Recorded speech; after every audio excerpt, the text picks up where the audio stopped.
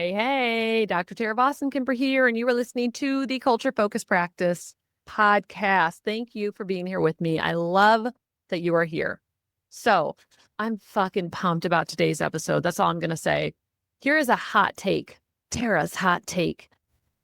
It's not your scripts that are failing. It's your presence. Hear me out.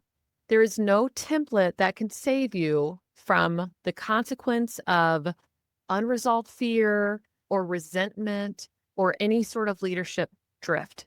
So if you have been obsessing over, okay, well, how exactly, what's this perfect right way to say this hard thing, instead of focusing on why you're avoiding it in the first place, just consider this your wake-up call. Consider this your episode. I am doing this from the bottom of my heart for you, my friend, for you.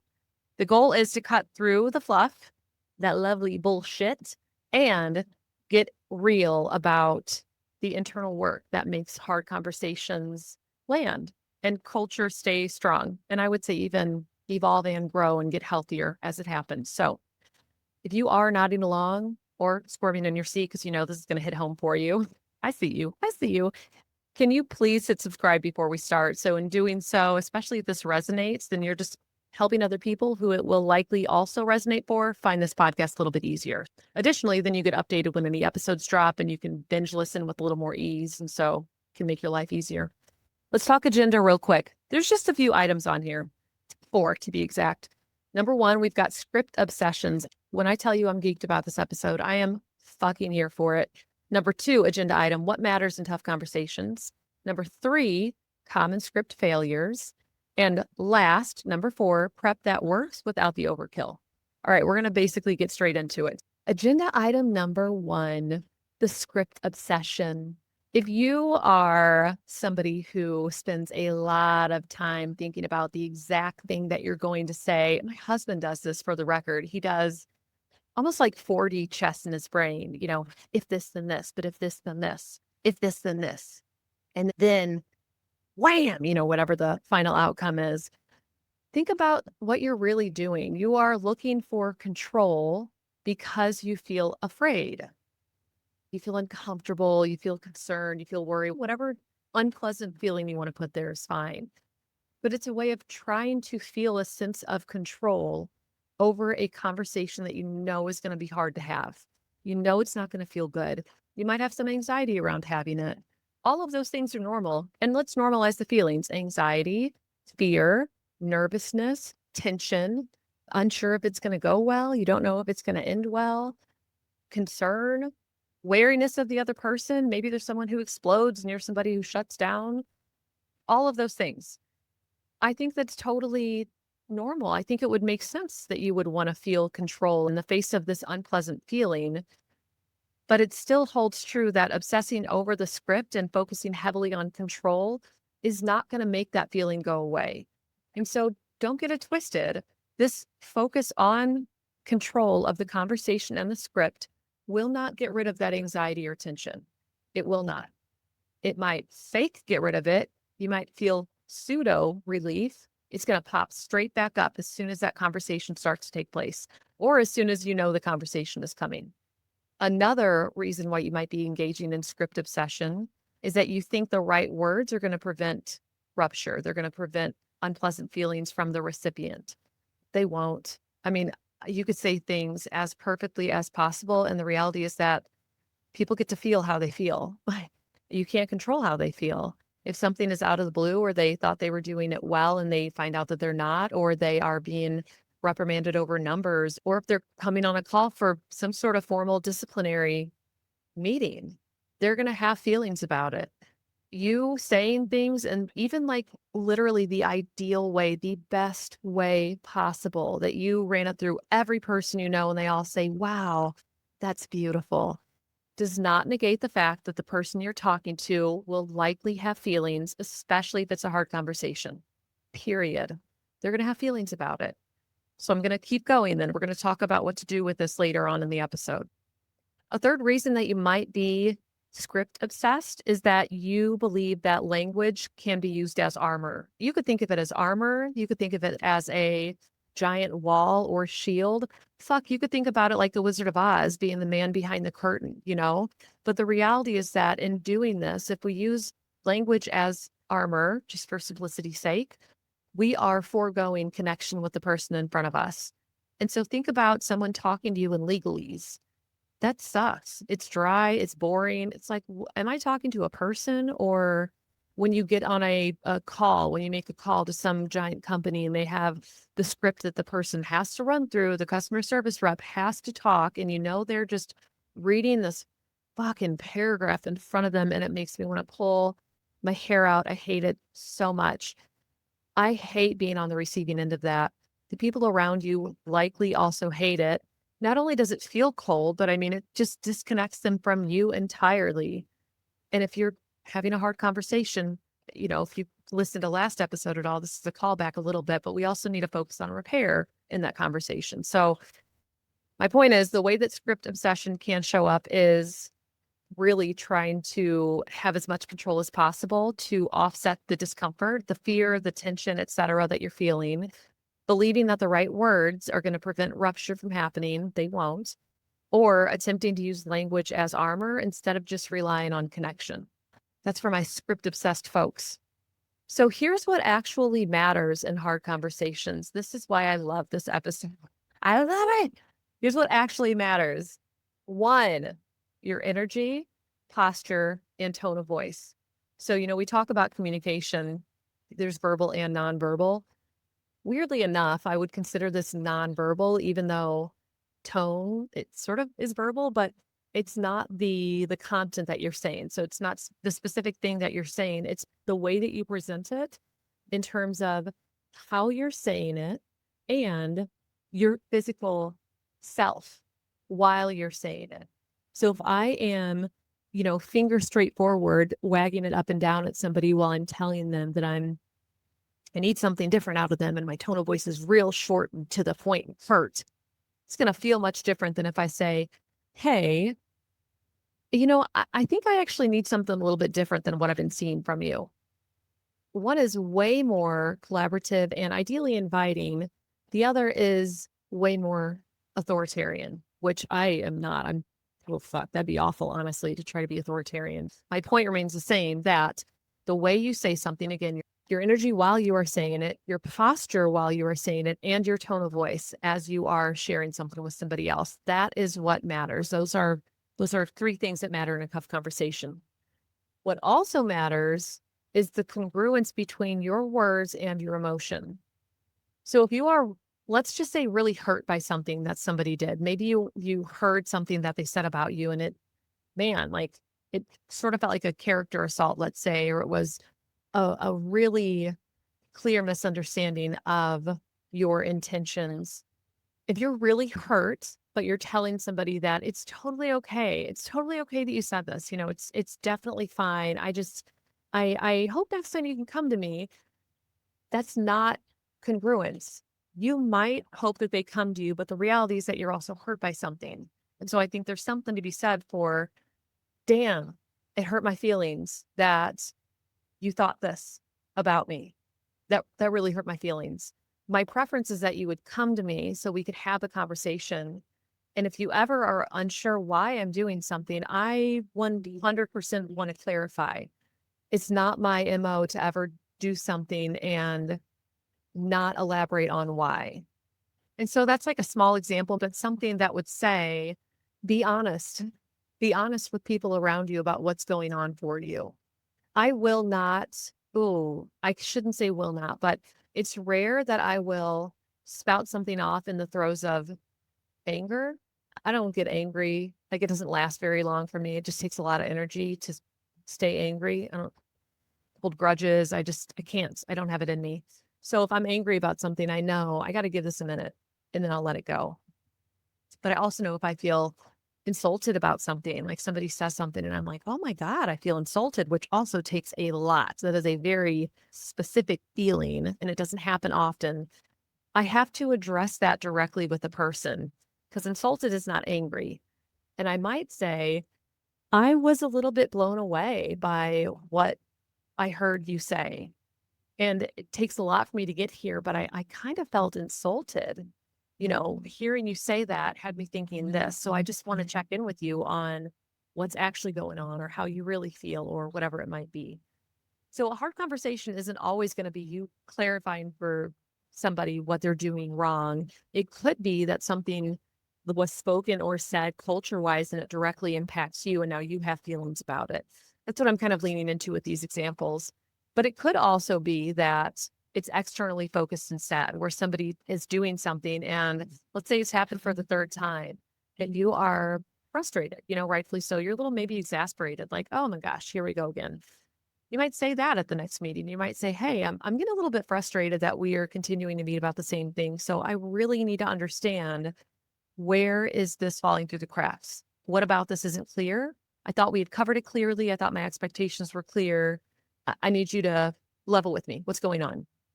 And so it's not me coming at somebody angrily. It's me being honest about what's happening. I am frustrated. I'm going to say that I'm frustrated, but I'm also seeking to understand what's going wrong because I want to fix it. I'm going to seek to solve this with this other person. So congruence between words and emotion really matters in a tough conversation. Another thing that matters in a tough conversation is holding tension. Motherfucker, I love this so much. I don't have enough words to emphasize how much I love this. This is my favorite thing about leadership, for the record. If I think anything about leadership, it is that it is the porous membrane of this living organism that is your practice. Leadership holds everything. So when something comes up with somebody, let's say they have a strong reaction to whatever it is that you're saying, hold the space. What I don't allow for is character assassination or contempt. So I'm not going to hold space with someone calling me an asshole bitch. Cool. If you think that, that's fine. But also, no, that behavior is totally inappropriate. I will hold space for someone saying they are frustrated, they are feeling resentful, they are sad, they are confused, they are just so disheartened, they feel hopeless. Boom, I got you. I got this. We're going to hold space. I'm not going to solve it right away. I'm going to give that a little bit of space and I'm going to let it ride. I'm going to let them be able to talk about it, because what I know about feelings, and I love feelings, is that as we can talk about them, that very nature helps people physiologically come down. And by that, I mean, we think about feelings as just physiological responses. We all have them. And the more heightened they are, we can't like push them aside and get into sort of forebrain thoughts, so to speak. We can't really get into executive functioning if we're in a really heightened emotional feeling state, limbic system state. So I'm going to give people space. And by holding that space, they will start to come down. By me not getting wrapped up with them and by me saying, yeah, I get it. As much as I can, I get it. I would absolutely feel frustrated if I was in your shoes. 1,000%. I would absolutely feel disheartened. I would feel hopeless. I would feel whatever. And I am going to try to empathize with them, because empathy also is going to be something that helps them physiologically come down. And once we can exhale from that, we're going to continue the conversation. So I'm not going to bypass feelings to try to get to, let's resolve this right away. That's going to help you feel better. No, we're going to sit in this space to the extent that you want to. If they're like, I'm good. I just want to get through. How do we stop this from happening again? Then I'm going to follow that lead. But if they're not able to continue the conversation because they're in a heightened state, I'm going to hold that space with them, help them come down, and then we're going to continue the conversation. What actually matters is holding that tension. Don't try to resolve it right away. The last thing with regard to what actually matters in tough conversations, which is also slightly related to holding tension, but a little bit unique, is tolerating silence and discomfort. And so, again, part of holding tension is being able to tolerate discomfort, but the silence piece is a little bit unique. And so it might be where you say something, you push it back to the other person. It's time for them to share. You're asking, come on, I really need you to level with me on this. Tell me what is going on. And now it's their turn to talk. And you have to give them the opportunity to share what might be going on with them.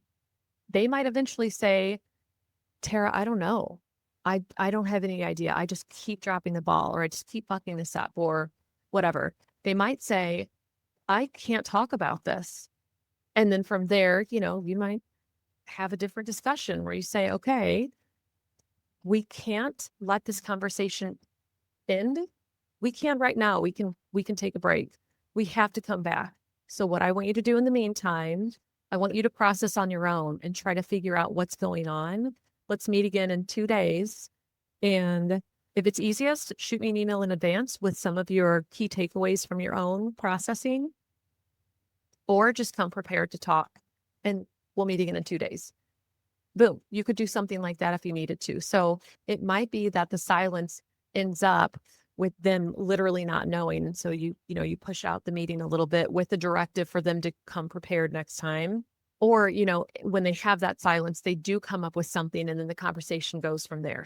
Those are things that matter in conversation. It's not the specific exact thing that you say. It's not the script. It's how you show up with this person who is right in front of you in the middle of a hard conversation. Ideally, somebody that you care about, somebody that you wish well for and that you want to have a good experience at your practice.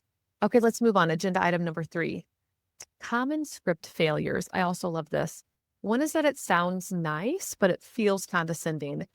It's funny. I said earlier something about feeling insulted, how it doesn't happen very often for me. This is when it will happen for me. I feel insulted when something reads nice, but it feels condescending. Something about this is like, there's something left unsaid. For me, that's what's happening. There's something left unsaid. And so if you are not being honest and you're saying things diplomatically and nicely, I think without the honesty, it has the risk of coming across as condescending. That's my own specific thought process. I couldn't point to any research to say, this is why, listen to me. But what I will say is that in my experience, that's usually what it is, that, contempt, condescension, et cetera, all those things are feelings and needs going left unsaid. And so if you are writing something or if you're saying something and you're not taking ownership of, this is how I feel, this is what I need, there's a risk that it comes across as condescending. Another common script failure is that it's technically spot on, but there's no emotionality. It's just totally cold. Can we think about like the legalese, sort of having that writing or having something as armor, using language as armor? That is the same thing here, is that it's going to fail when you are, you're getting the letter of the law, but there's nothing behind it. There's nothing warm. There's no soft landing for somebody. If the conversation is hard, period, I don't need to make it harder for somebody by being cold and aloof. I want to make it so that there's the highest likelihood that it's going to be received. And to do that, then I need to be warm with the person. I can say a hard thing and still be warm with the person. They can go hand in hand very nicely. So if you're doing something that's technically accurate, but emotionally vacant, that is a common script failure that I would urge you to reconsider. A third common script failure is that it feels too corporate or honestly emotionally dishonest. And so this isn't necessarily the emotionally vacant piece, but this is like, you plug something into ChatGPT to come up with, write this for me, and it's going to write something for you, but it's going to feel like it's coming from the PR person at a major corporation. Fine, sure, this is spot on, but also that's not me. Like, this isn't actually how I would talk about any of these things. So that's just something else to keep in mind, especially if you do use some sort of AI, whether it's ChatGPT or something else, to help you formulate your points or your thoughts or maybe your talking points with somebody. Just be really mindful. Is this actually accurate for how you feel and what you're trying to say in the way that you would say it? Those are common script failures. And we are going to segue to our 4th agenda item, which is prep that works without the overkill, without the over-engineering. Here's just a couple things. First, just know what your core point of concern is. What is your main fucking point?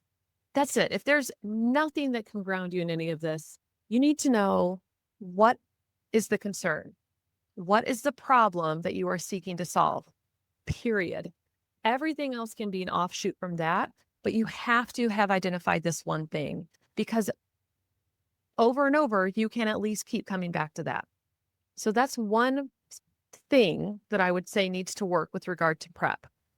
Another prep item that works is anchoring in your values or your company culture. I sort of use those interchangeably. Maybe I shouldn't because they're a little bit different. But I think for most people, if you're living out values, you're going to have a strong company culture. If you are actively like hiring, firing, living them out, et cetera, you're going to have a strong company culture. So anchor what you are doing in your values.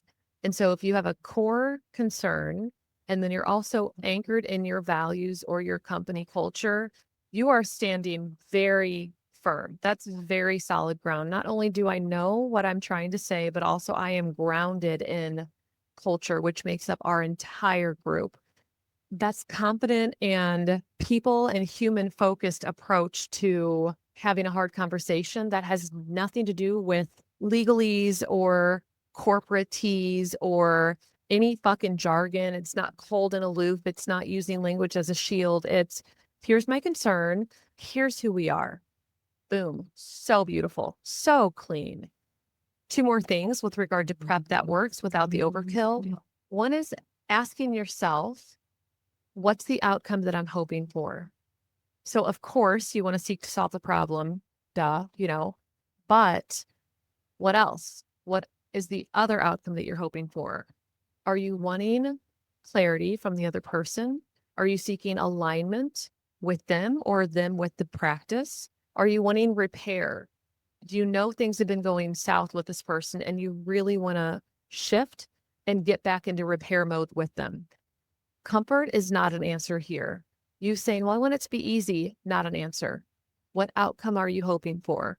Not only, again, seeking to solve the problem, of course, but bigger than that. Is it clarity? Is it alignment? Is it repair? Is it vulnerability? Is it modeling transparency? What is it? What's the thing that you're after? The other thing that you're after? And then the last thing that you could adopt is building in a regulation strategy. So of course you want to, have some sense for what you're going to say and how you might say it. But I would say more importantly is to also tune into yourself to ensure that you are doing things that will help you stay regulated. If you are the person that has to hold space, and you are because you're leadership, so you have to hold that tension, hold the feeling space, hold the discomfort if there is some from the other party, and you are the person that has to stay anchored in what's the core concern, how do we exist together, what are our values, what is it that I want, you have to also be able to stay physiologically self-soothed. And so it might be at some point in the conversation, you say, oh my God, I need to take 5 minutes. I'm realizing that I'm having trouble thinking straight. I'm getting a little bit worked up. I feel really concerned about how upset you are, and I'm getting caught up in that. Let me just take a few minutes to breathe. I'm right here. I'm going to cut my video. I'm going to mute myself. I promise you, I'm just taking a few deep breaths. I would encourage you to do the same. I'll be right back on. You might even do something like that. That would be, some people might hate it. I think that's fucking lovely. I love that. You are modeling crazy vulnerability in doing that. And you're also saying, it's important to me to be able to hear you and solve this effectively. And I can't do that without calming myself down. Give me just a minute. And then you engage in that calming process. And if that's not for you, then that's not for you. I'm not saying you need to do that exact thing. What I am saying is that you should have a regulation strategy for when you go to have these conversations, something that will help you self-soothe in the process. The last piece to this, and this is just like a statement, I think, if this is all new to you or it's all scary or you're listening and you're thinking, fuck, I need to do this. I really do need to move in this direction. I think it's also really important to note that the lived experience of this going well is one of the most important components to trusting that you can do it. The first time is just going to be probably excruciating, especially if this isn't the style in which you typically show up. It's going to be really hard to do. I would say that you should practice the behaviors all the time. So not even just with hard conversations, but kind of just in general, like whether email threads or even like praise-based conversations or in leadership team meetings where you are focusing on, okay, hang on, what's my core point? And okay, what's our core values? And what outcome do I want? Where you're starting to like think about these things just in general in life with regard to your business, of course, actually in life in general. Yeah, that'd be awesome. But specifically with regard to your practice, the business, The point is that when it comes time to have a slightly more difficult conversation, you're going to have some repetitions of the behaviors, and it will likely be easier to do in those moments, especially if you also are working on regulation. So, like I said before, if you're in a heightened state emotionally, if you're in a heightened physiological state, it's really hard to rely back on things that we do when we're calm until we can get ourselves back down. It's not impossible, but it's difficult because our forebrain goes a little bit offline, not entirely, but like a little bit. It's a little less accessible. And so, if you are bringing yourself down, then you can stay connected to that frontal cortex. And then you can engage in all the practices that you had been already practicing, making it much easier in the conversation. Oh, goodness gracious. I am done. This wraps us up. I really hope this is helpful. I really hope this resonates with you. I'm going to ask again, please subscribe and review. Oh my gosh. Also, give me a solid review for the podcast if this has been helpful for you. That just honestly helps more people get access to the podcast. It helps reach more of the people who need some of what we're talking about. So super appreciate it. Super appreciate you. I love this. If you need a certain podcast episode, please don't be shy. Go to my website, www.tarabossenkipper.com. Click on the contact form, drop me a line, tell me, Tara, bro, I need this big time. Specifically tell me that. I'm just kidding. You can tell me whatever you want. But my point is, tell me what episode you're looking for. What is it that you need help with? I would love to do episodes that speak to you specifically. That's way more my speed. Thank you again for being here. I will see you next time. Have a great day. See ya. Bye.